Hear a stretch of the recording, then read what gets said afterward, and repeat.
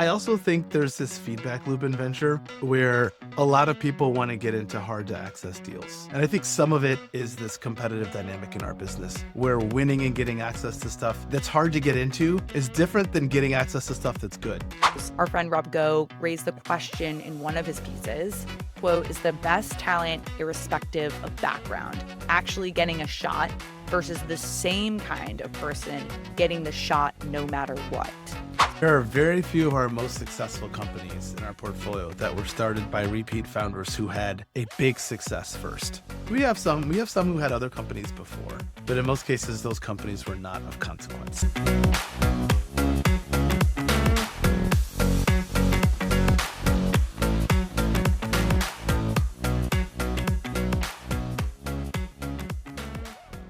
Welcome to the Learning Corner by Precursor. I'm Mia Farnham, and I'm joined by our GP and managing partner, Charles Hudson, where we will be talking through the articles and good reads that caught our team's attention over the past week. Our first topic is a LinkedIn post from Micah Rosenbloom at Founder Collective, who stated that VCs are like cockroaches. He's addressing the murmurs about VC funds merging and disappearing, with people asking, will the VC market finally shrink? His cockroach comparison centers on how VCs are hard to kill and rarely merge.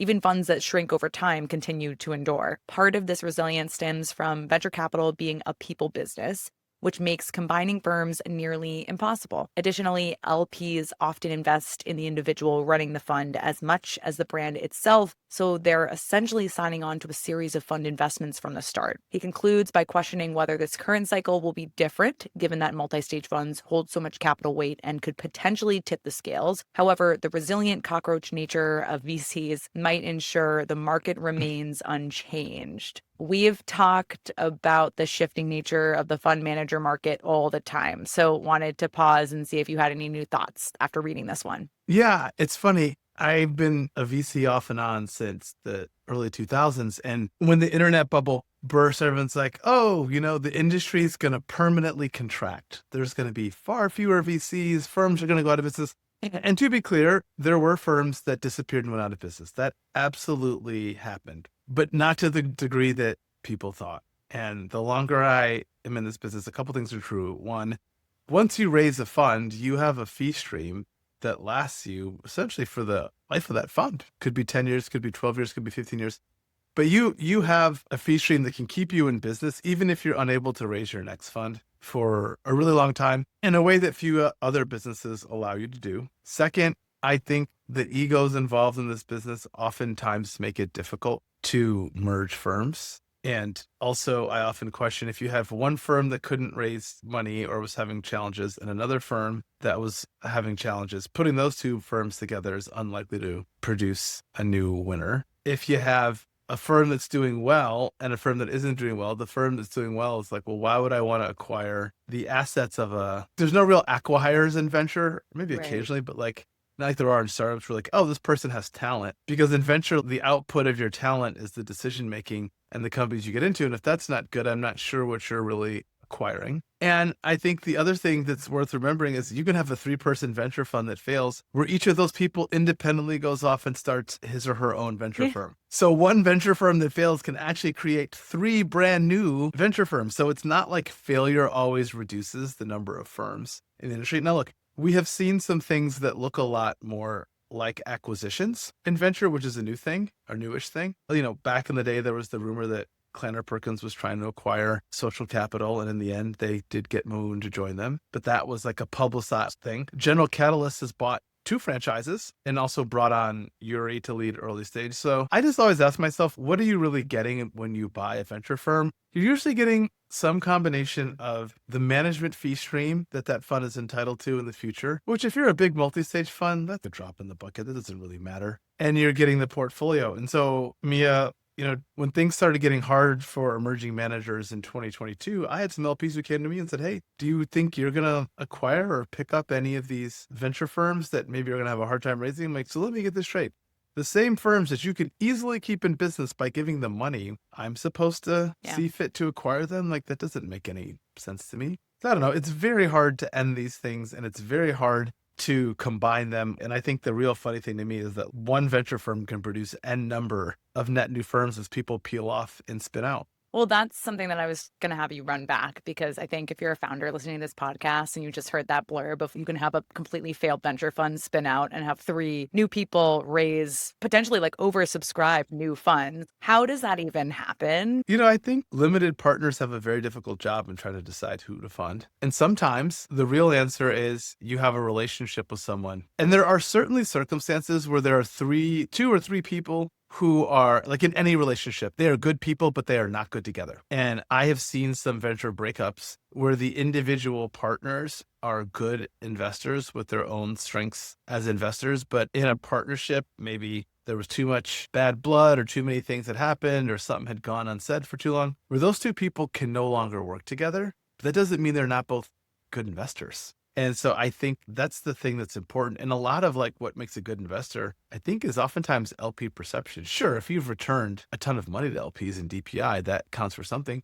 But most venture capitalists haven't done that. They've got paper markups and they've got the strength of relationships and the strength of the brand that they're leaving. So I've certainly seen cases where LPs have told me, yeah, those two people are both great. They're just sort of no longer capable of working together, or those three people can no longer work together, whatever the combination of individuals in question might be. One last question here, I guess, is a bit of consolidation or fund sunsetting when it happens a good thing in venture? I feel like we've been talking about managers deciding to not raise subsequent funds and actually finding that to be really more of a sound choice based on personal circumstance. I think it's necessary and healthy for the industry. Let me be clear. I don't feel good saying this. I Yeah. don't want anybody who dreamt of being a venture capitalist to have that dream taken away from him or her, because the truth is, like, it's an amazing job and there really isn't, in my opinion, a really great next best job you could get once you've been a venture capitalist. It is kind of a peak job. But I think if you raise LP capital and you're not able to produce decent returns and you can't convince LPs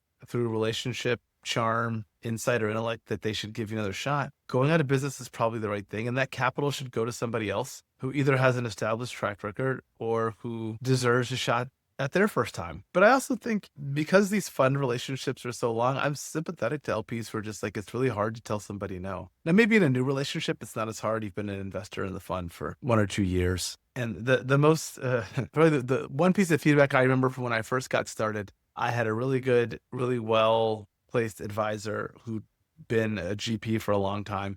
I said, what advice do you have for me? He said, just make sure your first fund is really great. He's like, if your first fund is really great, it will buy you a lot of grace. It will buy you a lot of time and it'll open a lot of doors for you. If your first fund isn't great, it's actually very difficult to recover from that. And I didn't fully understand what he meant until later. Because that, I assume, felt obvious in the moment, but then going through it 10 years later, you're like, I can see how that would be a roadblock. Yeah. Someone who I was an intern for this guy, and when I was in high school, this guy named Mark Willis, like shout out Mark Willis. And I worked in his Smith Barney brokerage office when I was in high school. And when I was getting ready to go to college, I asked Mark for some advice, and he said, get good grades, which sounded like the most obvious advice. And I'm like, why? It's like, if you get good grades, all the doors you'll want after college will be open to you. And it seemed so obvious, and it was honestly super good advice. Our next piece is from Emmanuel Myberg at 404 Media, titled The Software Engineers Paid to Fix Vibe-Coded Messes. This focuses on the ironic phenomenon of engineers making money by collaborating with teams who essentially vibe-coded their projects to life and now need assistance making them actually functional and polished. The projects range from fixing inconsistent UI, UX design, and poorly optimized code to restructuring color schemes and layouts. People across Fiverr are offering these services and making money by delivering this type of value for folks who want to build something fast and be more cost efficient in that last mile delivery by bringing in a person rather than spending more money on token spend. One of Emmanuel's quotes was, if the resulting software is so poor, you need to hire a human specialist software engineer to come in and rewrite the vibe-coded software. It defeats the entire purpose. Of course, engineers coming in to unwind and fix entirely botched, non-functional projects feels really ironic, but some folks would argue that vibe coding allows more product-minded individuals to get closer to an initial version of a project than ever before. Any thoughts on this and then the article itself? I was joking. I was like, well, there have been a bunch of people who said that the rise of AI would create a bunch of jobs and job types that we didn't know before. And here we go. It's very interesting to me to see, like, on balance, what does this mean? If you vibe code something and then you have to spend a bunch of time having a professional developer clean it up, are you better off? Maybe. I mean, I've had the experience where I've built some things myself in Cursor or using Claude Code where I'm like, this is kind of clunky. I'm sure a professional software developer could write this more efficiently or make it run better. But I think this is sort of the natural, again, rubber meeting the road experience we're having right now with AI, which is people are like, oh, I could vibe code something in 10 minutes. I'm like, you could, but it won't be perfect. And getting that fit and polish and usability right still, I think, requires professional help in some cases. I don't think this is like a knock on vibe coding. I think it just means that there are going to be cases where people build things that are beyond their ability or the system's ability to naturally fix. And you're going to need professional, talented people to come in. I'll be curious to see if at some point some of these vibe fixers come in and just say, you should just throw this thing away and let me build you something that does the same thing for half the price it would take for me to fix your Frankenstein thing. Yeah. And you as the product-minded person are probably none the wiser of kind of being like, okay, I guess you're right. It's like going to a car mechanic shop and them telling like this thing is broken. You're going to have to restart or scrap it. Yeah. When I think about Fiverr, I think a marketplace for commoditized talent. And so you can get quick projects done through specialist support at a fraction of the price. So it's interesting that with Fiverr, I assume that maybe that cost could be quite low to bring a project across the line. But if you're thinking about it from the standpoint that the article is describing it, that extra 25% that the project needs to be taken and polished is probably the most important part of the entire build. There's an argument to be made that you should actually probably spend more on that than trying to cut costs there. Or maybe the answer is you vibe code the prototype and you get a professional person to build the production version. And I also just wonder, will there be specialists who are like, oh, I'm a Replit vibe coder fixer specialist, which is different than a Lovable vibe coder fix-it specialist. Because there'll be people who understand this is the nature of the mistakes that each of these platforms tends to make, and here's how you undo them. You know, I've thought a lot like, what does AI mean for Fiverr? And Fiverr's felt like one of these Fiverr/Upwork has felt like one of these platforms that was really susceptible to AI because a lot of the work that they were doing was labor arbitrage of people in other countries doing tasks for less money than they could be done onshore. I was just talking to a founder actually today who vibe coded a decent amount of the product and was curious if they should work with an engineer to build it out even more and get it closer to like a more polished V1 or bring it to market just so that they could start reaching customers first. And I think the correct answer or the way to go about it, or the one that we just talked about, was, okay, well, what do you want the first interaction to look like between your customers and their product? And that's kind of up to you. Do you want them to kind of know that it's a work in progress and be okay with the fact that, let's be honest, it kind of looks like a ChatGPT wrapper? Or do you want it to feel something a little bit different and more personalized? If you want that second one, you're going to have to wait. And I think that's up to founders of deciding, are you going to be patient enough to build something that's a little bit more in line with what you hope to ship out long term? And I think VC expectations now are that you should be able to vibe code something awesome already. And I think it's actually, as someone who builds stuff, it's harder than one might think if you don't do it regularly, once you add in any level of complexity. Our last topic is a recent piece by Jacob Robbins at Pitchbook titled "Why Serial Founders Still Have a Fundraising Edge Over First-Timers." Part of this has to do with the current market where investors are looking for safer bets and larger outcomes, which right now come in the form of repeat founders. Pitchbook shared data showing that median pre-seed and seed deal sizes continue to be much higher for serial founders, more than double compared to novice founders, with this gap continuing to grow across all stages, but being the most prevalent in the earliest. From a valuation standpoint, that difference is anywhere from 2 to 3x between serial entrepreneurs and first-time founders. Our friend Rob Go raised the question in one of his pieces, quote, is the best talent irrespective of background actually getting a shot versus the same kind of person getting the shot no matter what? So obviously in a market where investors are eager to return capital, I'm not very surprised that this return to a safer founder profile is happening. The piece goes on to say that AI has magnified this trend, where the startup costs to bring an AI concept to life are much higher, and it becomes difficult to hand off a $20 million or so capital lump to a first-time founder. Wanted to pause for your thoughts here, just knowing you've seen it in so many different cycles. I don't think anything I'll say will surprise you. When I read that subject line, I was like, well, second time founders continue to raise more capital because that's VC's preferences. Yeah. And it's so easy.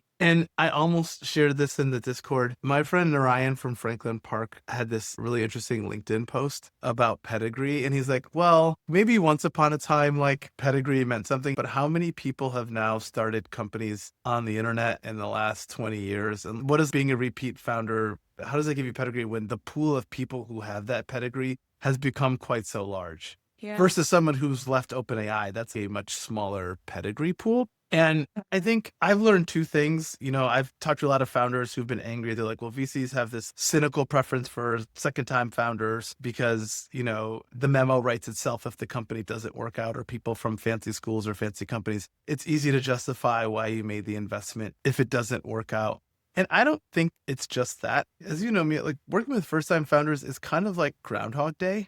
You have the same experiences with different characters and different circumstances, but the same experiences over and over. And a lot of my peers are like, I don't want to do that anymore. I did that early in my career as a VC. And now I basically want to work with people that are more mature and more experienced and who can handle more of the day-to-day 0 to 1 with less input from me. And part of what they're paying for when they pay up for pedigree is they're paying up to be able to say, I expect you to be able to handle more of this on your own without me. And for some people, I think that's just at this stage of their career, they would prefer to work with people like that. But, where do people think second time founders come from? So I really do worry that we have dramatically over rotated to second time founders or people who weren't even like the principal prime mover in a company, but were adjacent to the right company, the right space. And we're imbuing these people with darn near sainthood. And we're ignoring the possibility that people with less experience have more talent. I think we're doing a big disservice to the industry. And I always, I guess, wonder, I think it's funny with second time founders having such a large halo effect. And of course, a large portion of that is deserved. It's so incredible when you're able to accomplish something successful in the startup world. But to be able to, I don't know, have like lightning strike twice is crazy. And typically the founder goes off and starts sometimes something in a completely different industry. That's their second act. And it's funny that they get the same halo effect as being a second time founder in a completely different area with a completely different team in sometimes areas that they have no business entering into. I find that happens a lot. And folks are more willing to bet on that than a person who maybe has like a little bit more expertise, maybe not as much pedigree, but folks are really desperate to hold on to the fact that they've done this before, driven the ship, albeit a completely different one in a completely different market. That's just interesting to me. You and I see that a lot in digital health. People who know nothing about health who are successful in some other domain. I also think there's this feedback loop in venture where a lot of people want to get into hard to access deals. Many repeat founders have relationships with VCs, which allow them to create more favorable deal dynamics, which create more deal heat, which makes the deal feel more competitive, which makes people want to get into it, which makes winning it and getting into it feel better, whether the company is successful or not. And I think some of it is this competitive dynamic in our business where winning and getting access to stuff that's hard to get into is different than getting access to stuff that's good. Yeah.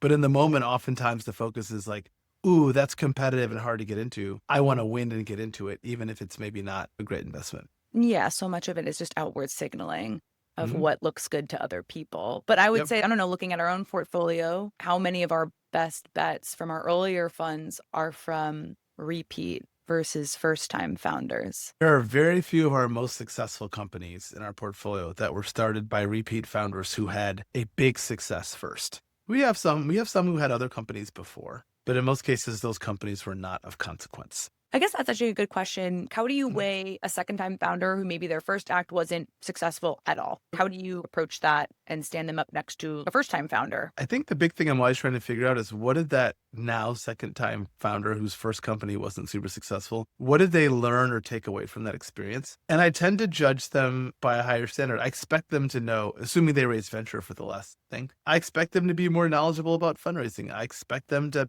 be a better problem solver. I expect them to not get intimidated by how hard startups can be to build and scale. I frankly expect them to just be better than I would for a first-time founder. Last question. I mean, our fund is, I would say, 2/3 first-time founders, 1/3 repeat. Would really love to hear how you've been able to see the strengths and weaknesses of different profiles, especially in, I feel like, today's VC market, where it's definitely split out into two buckets of the haves and the have-nots. I find that it's very rare we have these like middle road folks. I think the one thing I love about first time founders is oftentimes they don't have like a playbook from their last company that they followed. And oftentimes they don't have a playbook at all. They're like, oh, I'm just going to reason from first principles. Now, sometimes that leads to waste and inefficiency, but other times that leads to truly interesting breakthrough ideas that are so different than what other people would think of. And those people are just following their instincts. They're not trying to pattern match to a playbook. They're not trying to like follow something they read in a blog. They're just like, I don't know any better, so I'm just going to follow my own instincts here. And I think it's kind of magical. We have a handful of companies where I think it was